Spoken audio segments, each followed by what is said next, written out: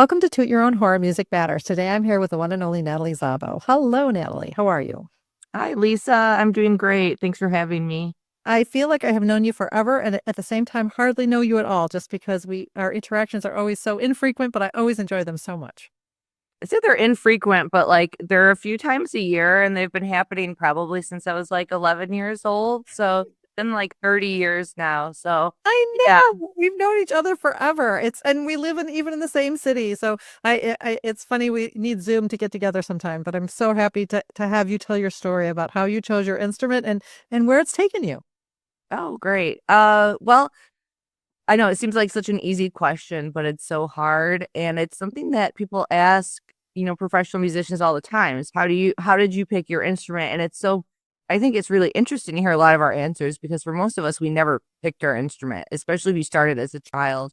Right? And that's kind of just my story. Growing up, my mom wanted me to be like super active and she tried putting me in all sorts of things. And I was in like tumbling and gymnastics and, basketball. And I was not good at anything. I was very clumsy. I still am to this day. Like I could play clarinet amazingly, but like I cannot walk up a flight of stairs without falling forward.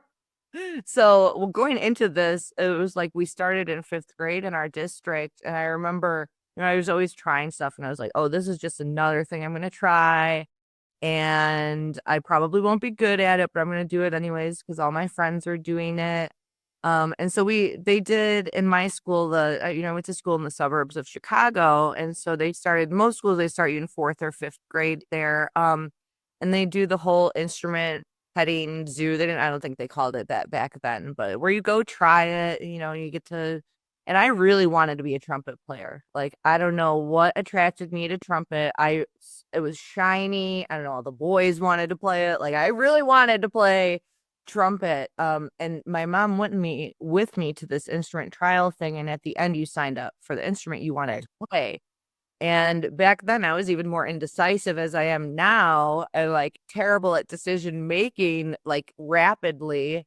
And so I tried both the instruments and I did really well at the clarinet, surprise, surprise. And I did not do so well at trumpet, but I didn't want to play a clarinet. I didn't want to play clarinet because my older sister played clarinet. And that I always thought it's the only reason my mom wanted me to play it this whole time. Like we had an extra clarinet at the house. My sister already plays it, so she stopped playing. Then, I could have her instrument. Like now looking back, I'm like, oh, that was a smart decision my mom made. But I was devastated because I remember crying and be like, I think I want to play trumpet, but I could play clarinet. And like that day, and just in like that 20 minutes, I went, it went from like, I'm going to maybe play trumpet to I'm playing clarinet. And I remember kind of leaving a little bit upset and I didn't quite understand for a few years. I did really well right away at clarinet. Like the first week I got it, like brought it home and learned the whole first book and stuff now you're like, wow, I wish a student would do this. Like I just have one student that would do this. Like take it home, learn the whole book in 1 week. Think nothing of it. And think nothing of it. Yeah, I just read through it like and I was doing so well at it. And I think that was the best decision that I made and that my mom kind of talked me into. And I didn't realize it till later. Like I got my music ed degree as an undergraduate. And when I tell you I took brass methods and I could not play trumpet, like I cannot play. I am a horrible trumpet player. I always wonder what would have happened. Like if I had played, and maybe I'm only bad at trumpet because I got so good at clarinet. I don't know. It's so different. But I always thought, I'm like, man, if I chose trumpet that day, I don't know where I would be because I probably would not have made it in trumpet sections, like with my personality. I needed to be close. I needed to be close to the conductor, like, keep me under control. And so I always thought, this is that was a bad decision. And now I'm like, that was an amazing decision that was made. And like, I lived in turmoil over it for years. And I'm like, I don't know why I ever thought that, I just, Did you really like how it sounded? I did like how it sounded, but I didn't like reeds. I thought that reeds were maybe going to be a problem. Oh, And I felt like they are. in my mouth. And then it's like an extra thing. Like, I would rather just blame myself for whatever the issues are. Right. But yeah, I remember that being one of the instances where I was like, oh, clarinet, and then they had so many people that wanted to play clarinet. And in our district, they didn't let you at that time, because we're in Chicago here, everyone wants to play saxophone. So they don't let people at that time, they didn't let them start on saxophone. You all had to play clarinet. So I was like, I don't want to, I'd be one in like 50 in the district. So yeah, so that's how I decided to play clarinet. Did you wind up right away getting to the top of the section, or how did that all work? Well, the fun thing is I remember them kind of talking me into it that day, like my teachers, because they knew my mom. They could tell my mom really wanted me to play clarinet, and my band director and my like 5th grade music teacher at the time was a clarinet player. Okay. It was Lois Emmerich, and well, her name is Lois Emmerich, and so she really had a lot of really great things to say and helped me to understand that. And I did always like the sound of the clarinet. I felt like it was more beautiful and very like darker and like rounder and blends easier. Yeah. Earth. Yeah. I think, but I do remember thinking about the read and being like, this is going to be tough. Like, this will be a whole thing, because I did not like the taste of the reed at the beginning. And I found out later, and this is like I don't know how I feel about this. If this is a good thing to do or not, but they put like a dry reed that was too thick on there. So like if anybody could make a sound, they're like, oh, you're going to be pretty good. It's like the reed too high up on the mouthpiece. You're like, now I'm like, I don't know, because it's like specifically how you're not supposed to play, but if you can make a sound on it, I guess then you can be one of the clarinet players or saxophone players. And I remember they did it even worse for saxophone too. Like they would take like a size 4 reed or something. I was going to say in sax, that's what they totally do to try to get people not to play the saxophone. So it's not so easy. Well, exactly. Then everything is like this loud, blatty sound, and right, and it makes other instruments seem better, even though they're not. It's heavy and clunky and weird too. So I get it. But here in Chicago, I don't know if it's really like this around the country, but everyone wants to play saxophone. Like half your group will want to play saxophone. Right, it's true. Careful. And adults are like that, is saxophone and guitar, like in terms of like rock band stuff and things like that, for sure. So was music a thing right away, or was it so like, okay, mom, I'm playing clarinet. Are you happy now? Or like, what was it? Like, how did? Oh yeah. Sorry. Did I get good right away? Yeah, I did. I felt good. So like my first teacher, Lois Emmerich, started me, and I felt like I was bad at the time.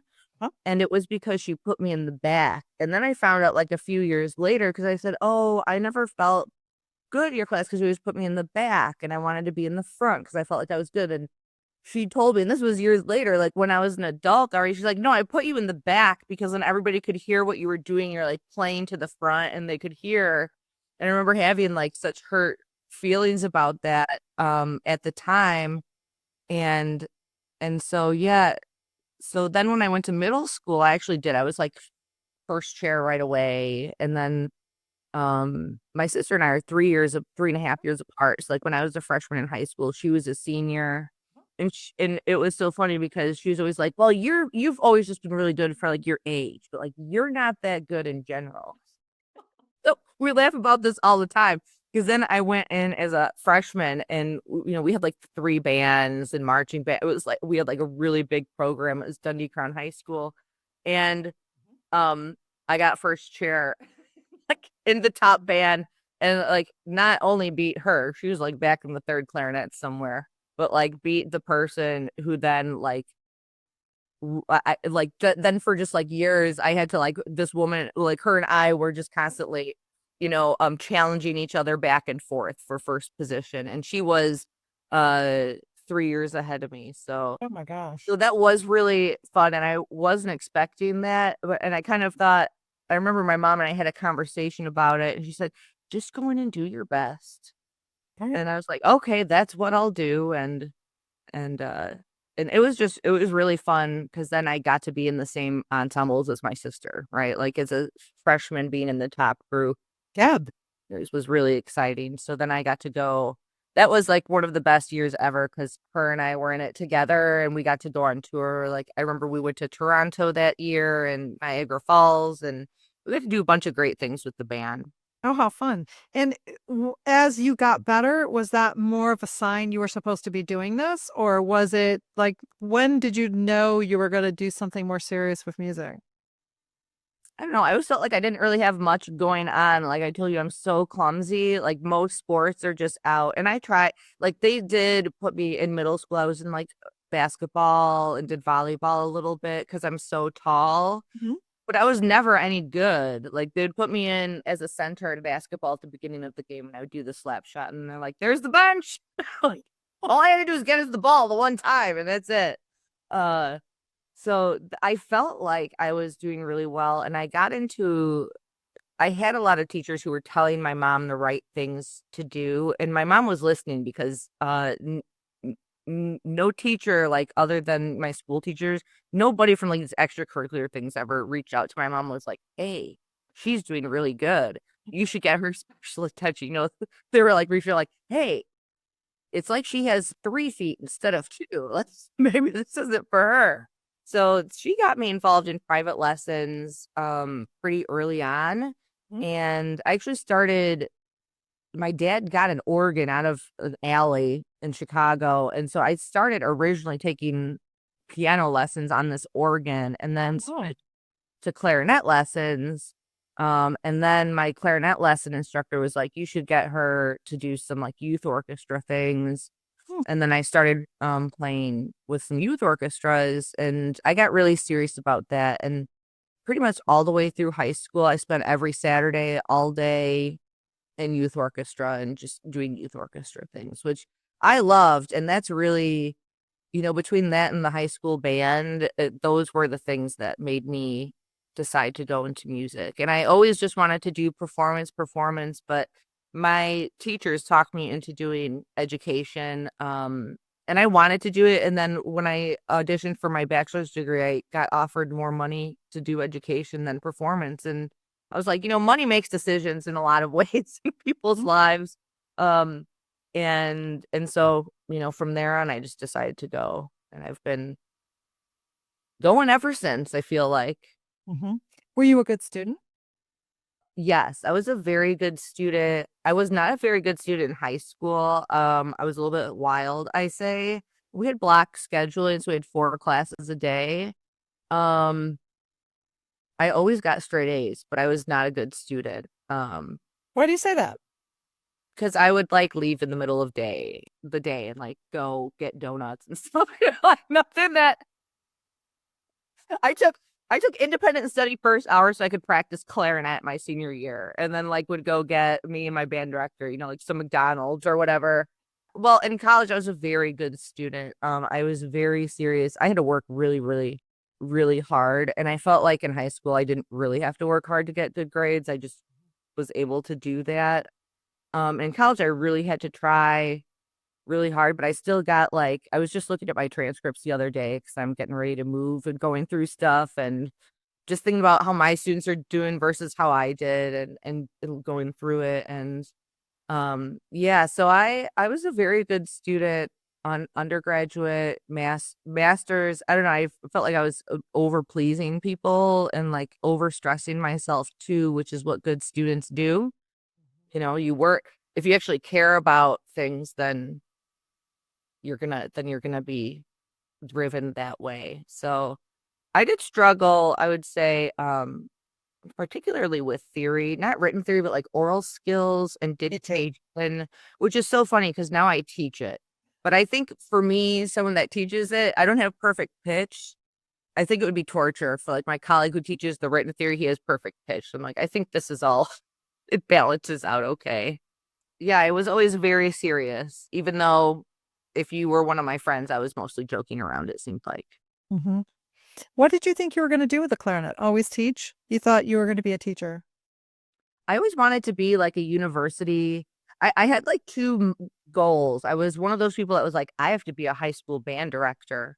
And then I was also at the same time, I have to be like a university clarinet professor, which you obviously can't do both. And my life has been this weird culmination of like those two things kind of coming together. And I never actually was a high school band director. Like I got my job teaching high school orchestra. I was hired to teach high school band, and then they switched it to string orchestra, and that's how I became an orchestra teacher. And I did that, for several years in the city of Chicago.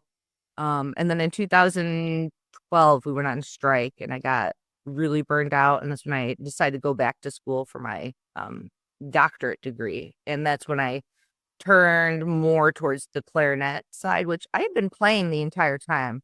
It's exhausting working full time and doing freelance stuff. Oh, and I was teaching at a community college. I was doing clarinet lessons because I was like, I gotta have the life, I gotta do it. And then you're playing gigs every weekend, and I'm like, it's exhausting. I was working 80 hours then, and I think I'm probably still working 80 hours now, but it's different and it feels different.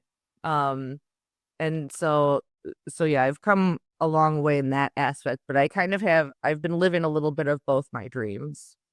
How would you explain to someone who doesn't understand music culture what a career as a band director or as a university professor looks like? How would you describe that? If you're someone like me, it's all encompassing, I would say. Like the 80 hours, it might not be now because I'm not in the classroom all day. It's not just that, it's doing other things like I'm designing all the sorts of online activities and courses for our general education program. I'm the chair of the curriculum committee for the College of Arts and Sciences, which like you need a reality check that you don't know anything. Be a chair on that, and you'll have people in the sciences talking about stuff you never heard about in your whole life. And the university professor, like they make you do three things. They make you do service to the university. You have to do research and academic excellence. So you have to constantly be doing research, writing, going out and adjudicating, judging, playing. This is literally listed. I could get if I get a Grammy, I get a promotion. So if anyone wants to nominate me, that would be fantastic. But the smallest part of my day is working with students in the classroom. When it comes to my full-time teaching job, and I teach, it's split now because I teach classroom classes, but I also teach lessons. So I'm very blessed in the spectrum where I get to do both, and most people are pushed into one or the other. But where I'm at now, Chicago State University is very small, and so they need us all to be doing a lot of different things. But just meeting to meet the requirements for like the university, service to the community and the university, and then research, that you have to add up points. It's like a point system. They tell you it's not a point system, but you have to do so many things in a different number of categories that add up. It's a point system.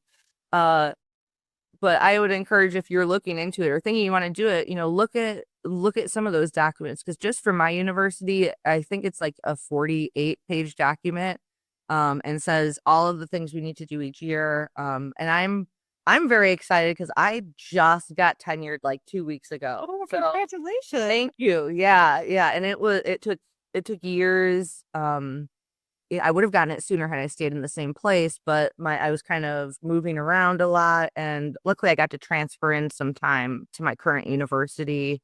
And so I got to do it. It took me 6 years instead of like 8, which what was it supposed to be, I think. To someone who doesn't understand music education or doesn't know what that pathway looks like, what do you think your students get out of it? I think for a lot of my current students, they want they feel a sense of community, which is what brought them to me in the first place. A lot of them, we're lucky with a lot of our students that they were in areas of Chicago where they had like band or choir programs. We miss out on a lot of students who don't even have those, but they come to us. We have a 100% job placement rate with our music education degrees, and they all get jobs like in the city of Chicago. Whether they like the job or not is different, but we we get them the job. And for them, coming from like the inner city, it gives them something to be really a part of in that community. And then also they get the joy of like consistently getting better and learning things, and like having them be aware and pay attention to their growth from like the beginning of the semester to the end, and having them actually understand and see that process and the progress that they make, I think is just so important. Like even if they don't end up going into music, or they change degrees, or they get a master's and go a different route like this, I think music education gives people such a stable ground, because it teaches you like, what's the right word for it? Like stamina, right? Like you're always going to come back, and every day isn't the greatest, but you still come back and it continually will get better. You'll get better. And then when you're playing with groups of people, you have to trust other people. You have to rely on other people. And that helps a lot of people who struggle with that, showing up every day. And that happens. We get that, the younger students now are different. They're the pandemic kids. So they're different than you or I, and even we're different from each other. So I think it's good now because the students are finally coming into college. They were not in college at all during the pandemic. And a lot of them missed out on high school. So they're so excited to be in college now because they get to have a real college experience. So I'm glad to be there for it. And it's something I think about every year, and I keep thinking about it because why would I keep doing this if I'm not making a difference, right? Like if students are as bad as everyone says, which is, it's not the students, it's the way everything is run, right? It's like, then no one would be doing it. But there's so much that gives back that I love teaching. So, And you're a great teacher. And I guess that's why it's making me ask you these questions, because I wonder why so many programs are getting cut. Why are we facing such a deficit of understanding of the value of the arts and music education? Why is this? Because the teachers that we have are like you. They're all so devoted, and they also are so community oriented in terms of a broad focus. They're not self-serving. but I think clarinet players can like take over the world. When you look, like even at Florida State when I was there, we're like, why are all the arts management students, like the overwhelming amount of them are all clarinet players at some time. There is something about clarinet players. We're well organized. We're like a group that enjoys the group mentality, yet we all are individual leaders. Like I don't know what it is about us. And it's really hard in the state of Illinois right now because like where I'm working, it's the only predominantly Black institution in the entire state of Illinois. And in Chicago, where the school is located, there's 30% African American population. Yet it's the only school in the entire state of Illinois. So we're always on the chopping block. Even before I got there in 2016, they had a financial exigency. God, I can't say that word. And like the faculty still traumatized by it. And that affected everybody. Like half the people lost their jobs. And these are really, really good people. And it's administration, it's policy. And I always feel bad because it's never the students. It's always something else. And that's why I stick with it. And that's why when you hear things about me and I said something, I probably did say it. And I probably said it to the right person, which is the wrong person. So I get too politically involved with things. I'm in the union here. They tried to get me to be they tried to get me to run for the president of the union position here, and I said no because I need to watch out for my mindset and my mentality and sanity and all of that. Yeah, but it's rough. So I think everyone should be listening to the teachers, the ones who are out there in the trenches. We're the ones doing the work. So Yeah.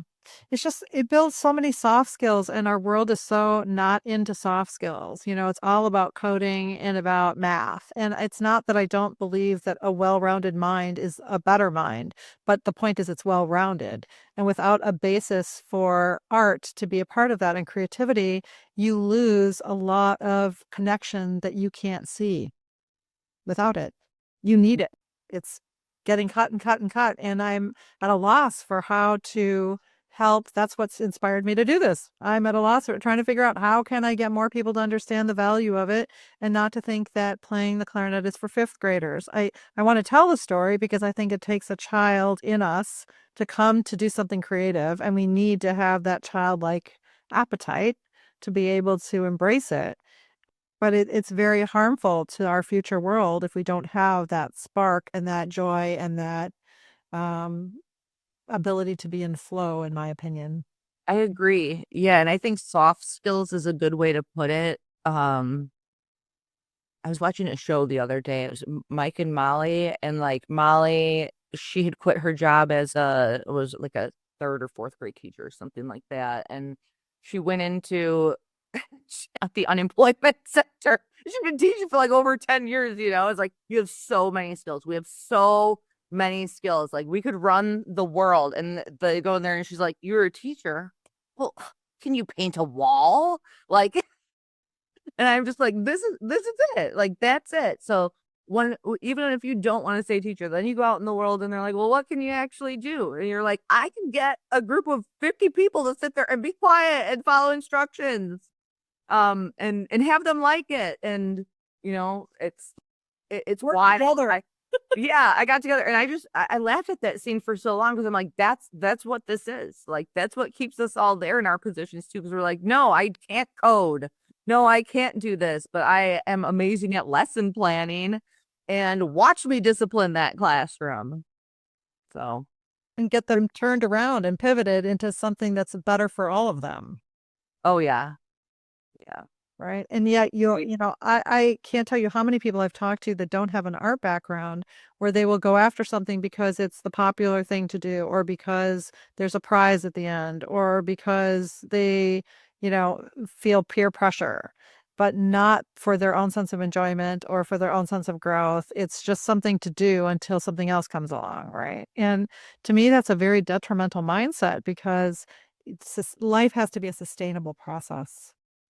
Yeah. Oh yeah. Well, and to think that life is just a series of ups is not correct, right? Like theoretically the worst points in our lives are what shape us as people. Like you don't say, "Gee, I took that great trip to the Bahamas and my life will never be the same." You know, it's like I lost my job and my mother in the same year. And now my life is pivoting. And like those, so you have to take the negatives with the positives because otherwise we don't know when there's good, right? And how else are we supposed to grow as people? People are always like, how can you still have that job or that job or whatever that job is? I'm like, because it's not what you see. It's not all what you see. If I only paid attention to the negative conversations I had with my boss, or the budget, or about why we can't have this thing, and if I took every no personally, I wouldn't be where I am today. So I That's just try to remind people it's give and take, and and embrace the good when it's there. Yeah, and I think art causes you to hold sometimes things that are difficult and see both of them at the same time. Because when you start a musical instrument, you're usually pretty bad, right? And Yeah. yet there's expectations of your development and you feel peer pressure, right? And those things are very conflicting internally. And yet you continue to pursue it and you learn to sustain it. And those things teach you how to triumph with adversity. They teach you how to turn, lemons into lemonade. And they teach you how to connect the dots in a way that will keep you moving forward, which I think is so important because people today want fast, quick, effortless, and there is no such thing in this world for anything that's worthy. And that's the thing about art and creativity is it forces you to learn that feature of how to endure to succeed. Yeah, that's great. That's a great way of putting it too. I like that. But I think that's the value of teachers. And so to see so many programs cut, and especially where it can help society in such a big way, is very hard. And that's the whole premise of this podcast. That's why I'm doing this, is to try to get more people to think about it, so that more people will realize they don't have to be in fifth grade. They can be 40 or 50 or 60 or 70, or they could be running a corporation and they can still participate because it's never too late to open up that channel and that pathway to feel more connected to yourself and to other human beings, and to figure out how that can change you and everyone around you. I love that. And I feel like, in this role you're saying where we have like all this instant gratification and everything looks so great. Like when you see me on social media, it's good. Like, I'm not going to share anything that's not positive or I will put some political stuff up there sometimes.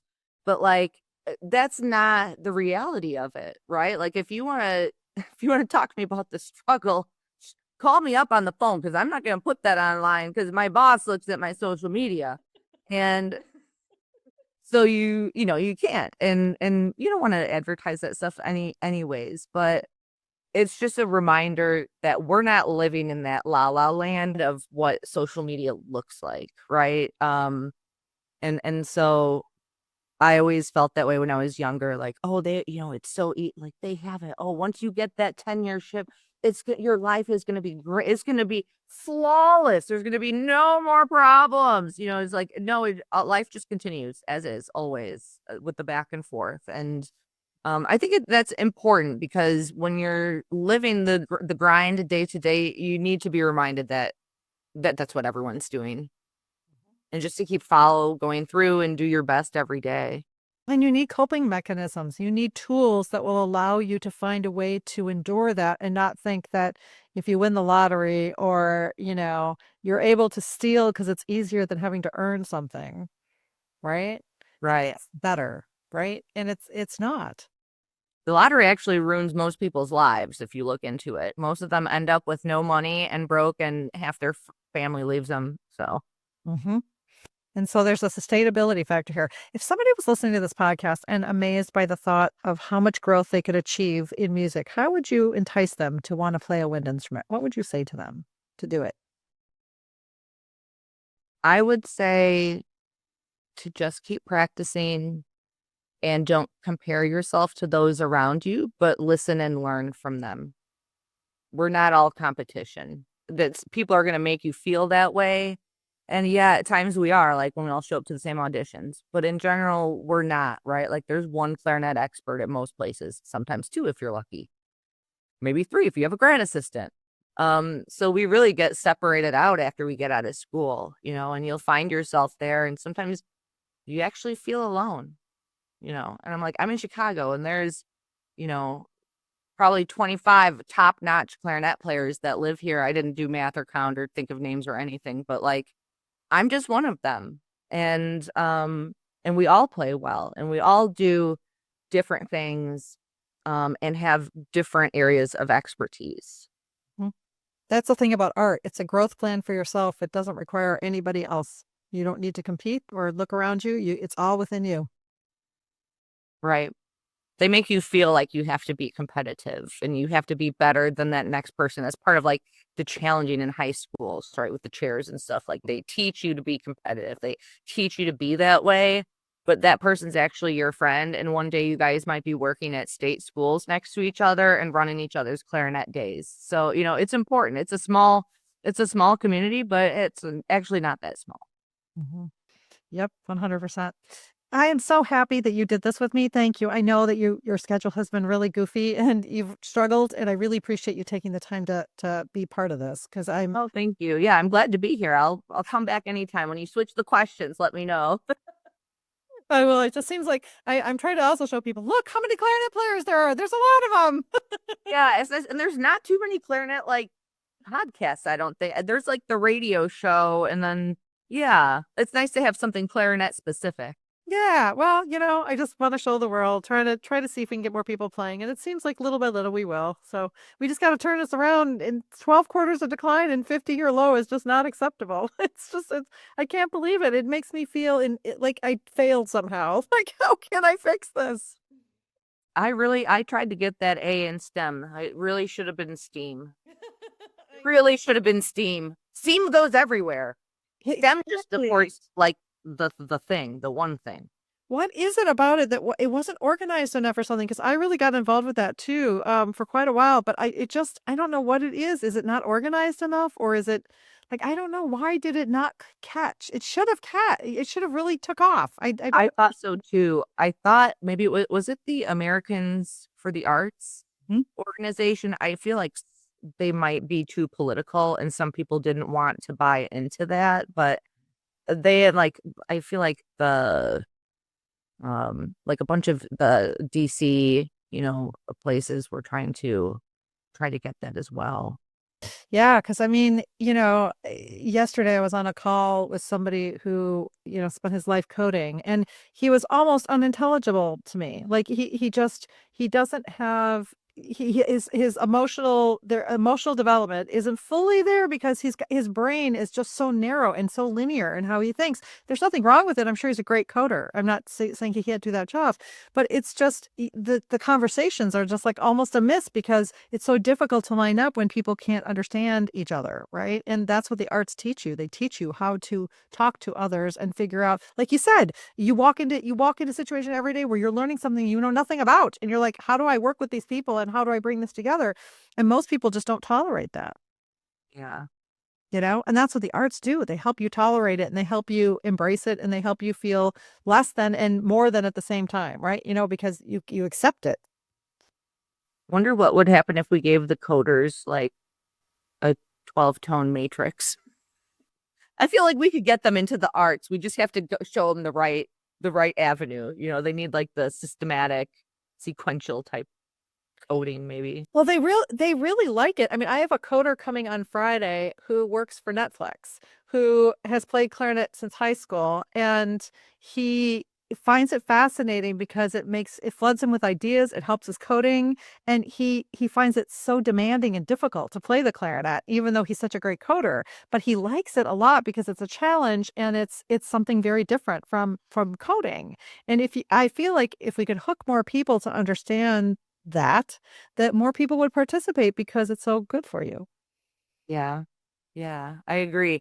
Well, I think some of it starts younger too, where like now people have to make decisions in what they want their electives to be or whatever they call them in their school district like that, where, now you could have, instead of choosing band, orchestra, or choir, now you have to choose music or art and maybe, Right. computer technology or something. So we're losing students every which way, which is why the numbers are going down. And a lot of that I think does have to do with the way the public school system is run. Because here in the US, that's where most of the players come from. Right. Yeah. No, that's true. That's very valid. It's very complicated how we've gotten here. And creativity always gets left behind because it's the big threat. So it's just sad, but I hope I get to see you soon. I'm not, are you going to ICA? I assume you are. Are you going? I am, yeah. I'm actually judging the research competition, which I'm super excited about. Good, good, you're good. Is it on one topic? Forgive me for not knowing this. Is it what is the research project? What is it though? Is It is, and I have not read any of them yet. Oh, and there is a topic. Yes, there's Okay. a topic. I didn't know if it was just like the best research about anything or if it was focused. It is, no, it is focused, but I forget what. But it's like focused to a way where anyone could still probably submit to it. They just have to like gear their. Cover. How about Yeah, you just have to be clever about how you do it and how you word everything. Well, have a lot of fun. I am not going. My whole crew is going, but I'm not going to be there. So Oh, it's like the first year you haven't gone. it is, and I'm good with it. I want to let my crew go shine and do their thing and show people that I don't need to be there.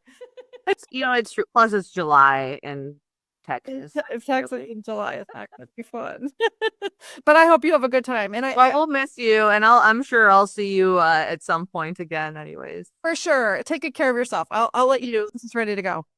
sounds good. Thanks. Later. Bye.